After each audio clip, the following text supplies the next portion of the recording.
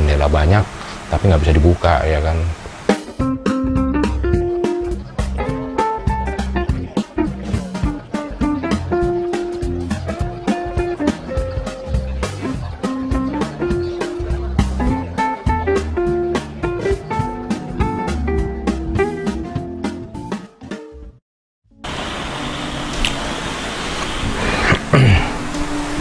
Hey guys, lagi pandemi begini ya, kebetulan gue juga lagi isoman.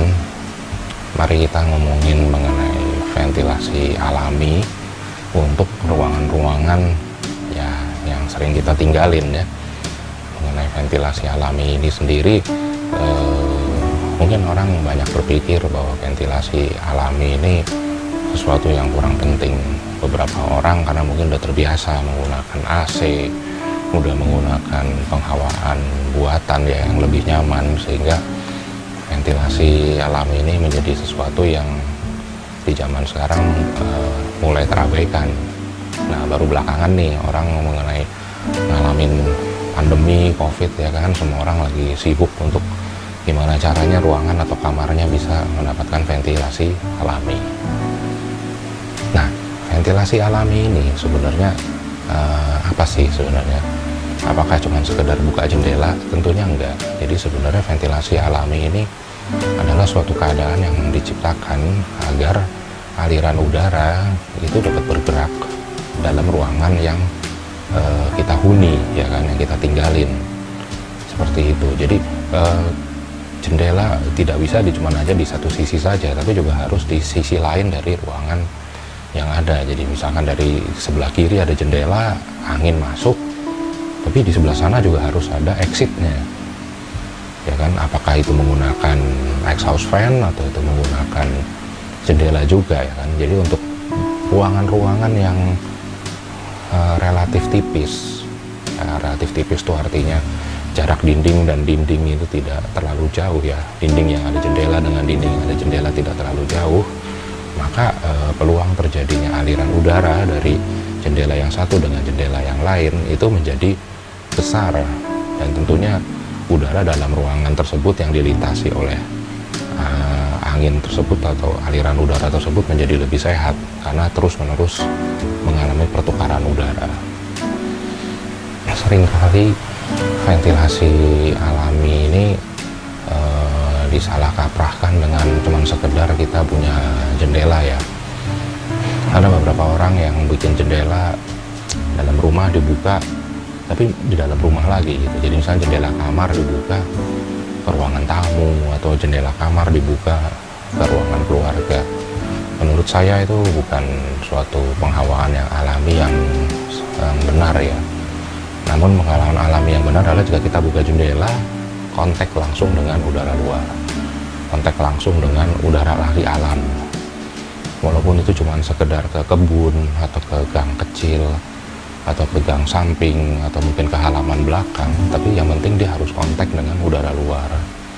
Tujuannya adalah supaya udaranya memang bisa bertukar dengan udara yang fresh, yang dari alam. Jadi tidak buka jendela, tukarnya ke udara dalam ruangan lagi gitu. Nah, ini seringkali orang suka salah. Nah, oleh sebab itu ada baiknya jika ruangan-ruangan itu memiliki akses ke udara luar. Biasanya kalau dalam rumah yang kafling itu ada kecenderungan untuk sulit untuk menciptakan akses ke udara alami, ya kan, karena kiri kanannya kan udah tetangga, ya kan, belakang udah tetangga, kiri tetangga, cuma muka yang terbuka itu soalnya salah satu muka bangunan saja, satu bangunan rumah aja kadang. Nah, oleh sebab itu kadang-kadang kita harus sedikit banyak merelakan apakah sepanjang lahan kita kasih jarak supaya kita bisa buka jendela ke arah samping, atau kita punya halaman belakang supaya kita juga bisa buka jendela ke arah belakang. Jadi kita memperbanyak sisi-sisi bangunan dalam kafling rumah kita itu supaya bisa membuka jendela ke arah tersebut.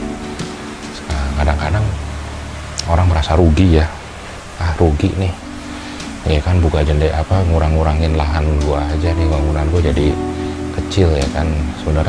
Sebenarnya hal tersebut terlalu nggak sebanding dengan efek penghawaan alami yang bisa didapat ya.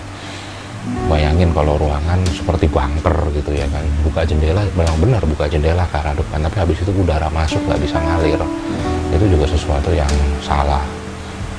Nah, penghawaan alami ini juga kalau kita harus perhatikan ya, selain seberapa besar ruangan yang mau dilayani oleh penghawaan tersebut berbanding dengan besar kecilnya jendela. Jadi kalau ruangannya terlalu besar ya jendelanya juga jangan terlalu kecil, atau mungkin kecil-kecil tapi banyak. Jadi kita bisa buka tutup seperti keran ya istilahnya, tanda kutip ya. Buka tutup, mana banyak, yang mana yang mau dibuka, mana yang mau ditutup, seberapa banyak udara atau angin yang mau dimasukin ke dalam rumah. Ada sistem jendela yang lumayan ya, yang menurut saya walaupun ini udah jadul tapi tetap berguna ya, itu sistem jendela nako. Nah, sistem nako ini kan dia sirip-sirip ya, sehingga besar kecilnya bisa diatur. Kita mau buka seberapa besar, seberapa kecil, seberapa banyak udara yang kita mau masukin, kita bisa atur dengan sistem kaca nako ini. Emang udah jadul teman ya, kelihatannya sekarang bisa lagi menjadi tren ya untuk menggantikan berbagai bentuk jendela yang udah lebih modern. Nah, berikutnya lagi adalah jendela ini kalau di iklim tropis ada baiknya juga dilengkapi dengan kawat nyamuk jika kita pengen terus-menerus mendapatkan aliran udara alami 24 jam. Nah, kenapa? Karena ya tropis, kalau di iklim tropis kecenderungannya banyak serangga ya, terutama nyamuk. Jadi kalau malam ya kita nggak nyamukan lah intinya sebenarnya gitu. Tapi kalau di iklim lain mungkin nggak perlu kayak kawat nyamuk ya kan. Itu selain itu, ventilasi alami ini juga harus diperhatikan bahwa sisi lainnya dari ruangan tersebut tuh harus juga memiliki akses ke udara luar yang memadai, supaya atau minimal seenggaknya punya akses. Jadi misalkan kamar ya punya jendela sudah bagus, tapi mungkin di sebelah sananya, di sisi lainnya tidak ada lubang angin atau tidak ada jendela lagi. Tujuannya adalah udaranya ya full desak dalam ruangan itu kalau tidak ada jendela lain di sisi ruangan yang lain tersebut gitu. Kalau begitu dia udaranya full desak ya, dia hanya akan berputar-putar dalam kamar itu tersebut atau ruangan itu aja. Jadi ya kurang sehat juga, jadi setengah percuma juga gitu. Intinya harus bisa ngalir. Intinya udara harus bisa ngalir dari lubang jendela kiri misalnya atau lubang jendela kanan menuju sisi sebaliknya atau sisi tegak lurusnya. Bisa juga ventilasi alami ini dibuatkan seperti void ya, dalam rumah atau bangunan dia ada void di tengah. Void itu kayak ya lubang lah ya, jadi antar lantai punya lubang supaya aliran udara bisa kesedot ke atas gitu ya. Ini efek cerobong ya sebenarnya, atau stuck effect. Tujuannya supaya aliran udara nggak melulu harus horizontal dari kiri ke kanan atau dari depan ke belakang secara horizontal, tapi juga kesedot ke atas seperti cerobong. Begitulah kira-kira mengenai ventilasi alami ya. Ya ventilasi alami ini nggak melulu harus cuman sekedar buka jendela, tapi ya boleh juga dibantu dengan menggunakan ventilasi mekanis ya, seperti exhaust atau kipas angin untuk membantu menggerakkan udara. Karena apalagi di saat-saat pandemi gini ya, kita urusan sama droplet, urusan sama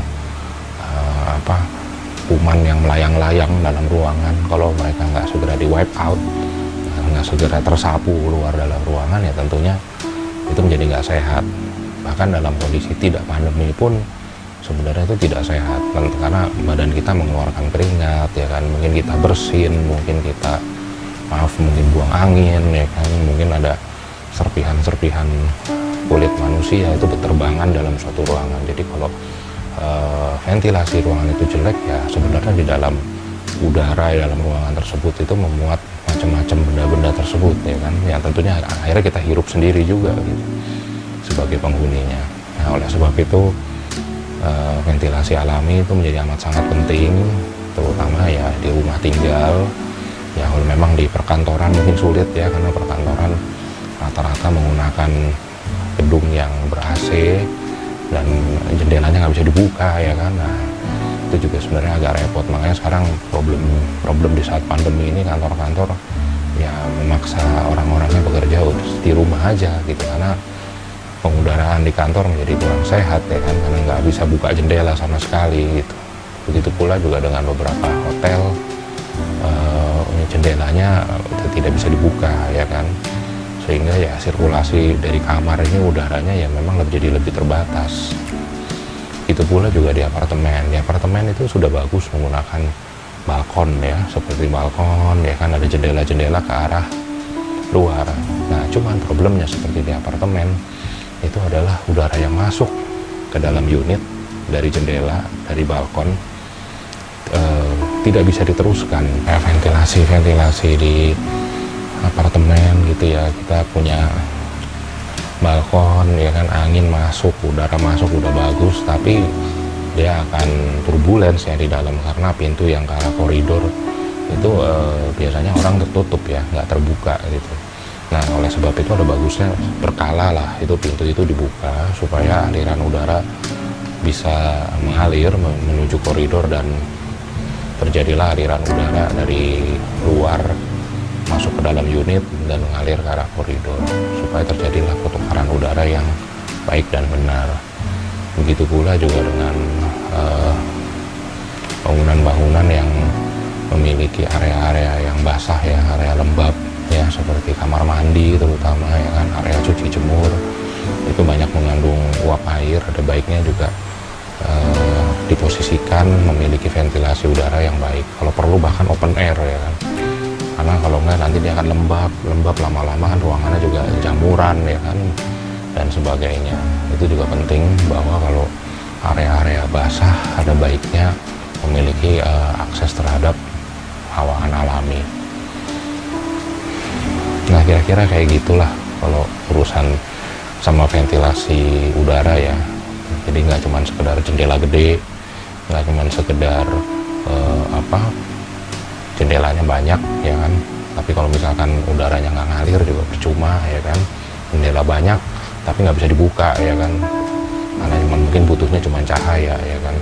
Ada baiknya jendela itu harus fungsi terhadap ruangan yang mau dilayaninya, terutama untuk mengalirkan udara yang bersih dari luar ke dalam ruangan dan kemudian diteruskan keluar ruangan lagi, jadi nggak terjadi aliran udara yang buntu, ya, kira-kira seperti itu. Oke, stay safe dan stay healthy di masa pandemi ini. Sering-sering buka jendela, ya kan, dan pastikan bahwa ruangan Anda memiliki ventilasi yang baik.